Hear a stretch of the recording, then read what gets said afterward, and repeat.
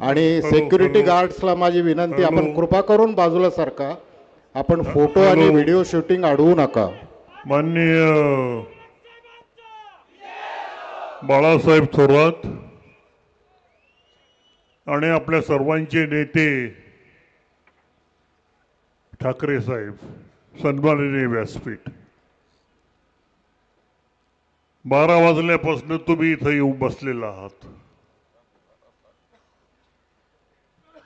शेवटी आम्हाला वाटलं उद्धव साहेब येतात की नाही, वेळ व्हायला लागला, पण ते आले. शब्दाला पक्का माणूस आहे.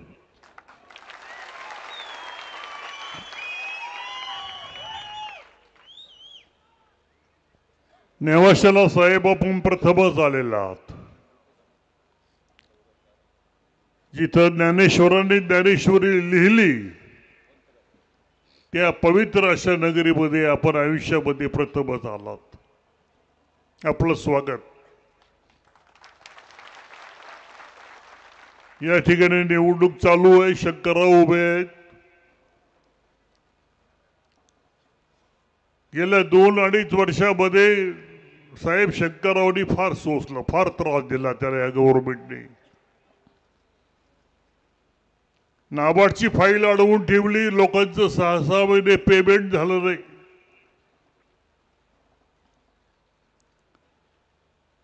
एज्युकेशन इमारती पाडण्याच्या ऑर्डर दिल्लीवर आणल्या. Public school, agri college, commerce college, शाळा, बोर्डिंग, हे सगळं उभं करण्याकरता आम्ही जीवाचं रान केलं आणि भाजप सरकारने ते पाडण्याकरता ऑर्डर आणली. त्याच्यानंतर त्या काळामध्ये 125 कोटी रुपये अडवून ठेवले विकासाचे. रस्ते, पाणी, वेगवेगळ्या इरिगेशनच्या योजना शंकररावनी केल्या होत्या, तयार करून दिल्या होत्या, त्या बंद केल्या. विकास थांबवण्याचं पाप या बीजेपी सरकारने केलं. अनेक गोष्टी आहेत, पण आम्ही डगमगलो नाही. शंकरराव डगमगला नाही. प्रलोभन आली, आमच्यात या, तुम्हाला मंत्री करतो, खोके देतो. एक खोकं म्हणजे किती? 1 कोटी. एक खोकं म्हणजे 1 कोटी. 50 खोके.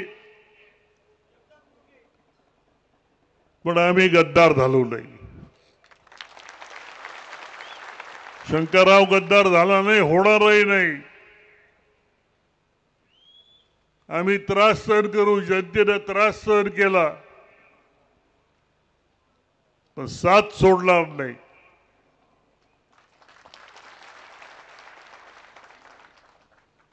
तुम्हाला 40 गद्दारांनी धोका दिला, आम्हाला 2 गद्दारांनी दिला.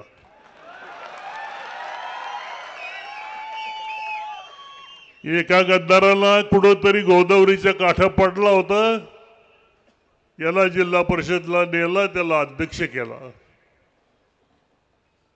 लाल नेवेची गाडी दिली, सत्ता दिली, अधिकार दिला,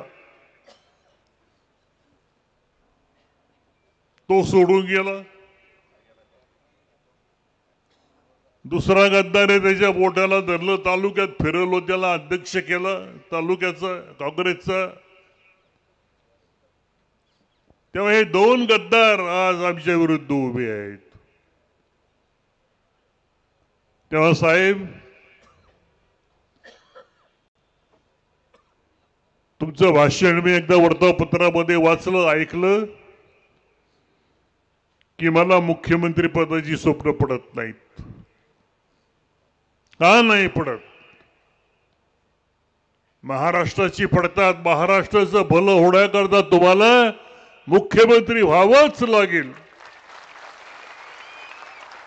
ही स्वप्न हजारो कार्यकर्त्यांना पडतात. शेतकरी, कामगार, हरिजन, गिरिजन, दलित, मध्यमवर्गीय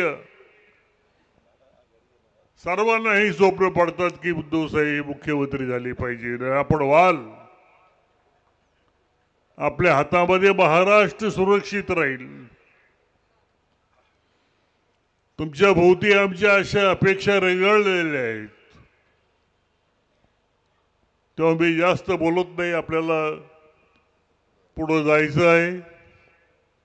आमच्या सद्भावना आहे तुमच्या बरोबर, आमचं प्रेम आहे, आमचा विश्वास आहे, आमची श्रद्धा आहे, ही तुमच्या बरोबर आहे, राहणार.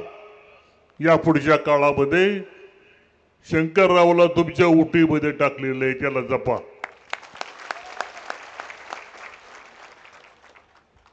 आणि ते आपण जपणार अशी आमची खात्री आहे सगळ्यांची, या तालुक्याची, जनतेची. तेव्हा आपण आलात. महाराष्ट्रभर आपण झंझावाती दौरे काढतात,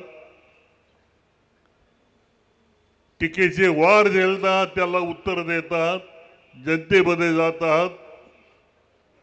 परमेश्वर आपल्याला यश निश्चित देईल अशी अपेक्षा व्यक्त करतो आणि माझे 2 शब्द संपवतो. यानंतर